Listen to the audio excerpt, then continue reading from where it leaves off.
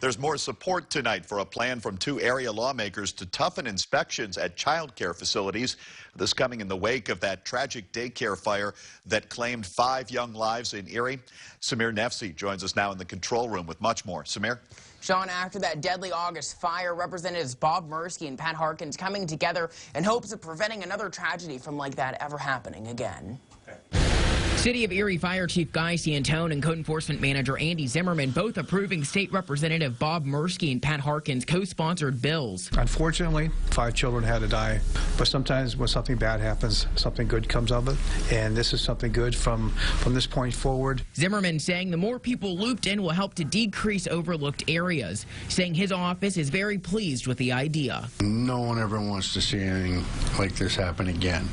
So to have all parties on board, cooperating together, working together to make sure this does not happen again. The first bill requires the State Department of Human Services to check all smoke detectors during an annual inspection of child care facilities, as well as checking emergency plans and logs of planned drills. The second bill calling for interconnected smoke detectors. Zimmerman as well as Santone saying they highly recommend the interconnected alarm system. With all of them going off, even the neighbors on close proximity to other buildings would hear those smoke detectors going off. So the more people that are alerted, the better off we are. It's just that much safer because if there's a fire downstairs and that alarm goes off, the alarm upstairs will also go off.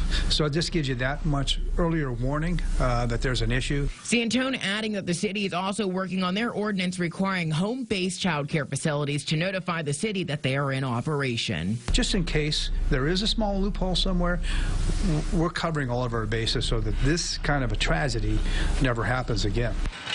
Santone adding that their ordinance has been presented to City Council and that it still needs to have an official reading of that ordinance, but he believes there is strong backing behind it. Sean? All right, thanks, Samir.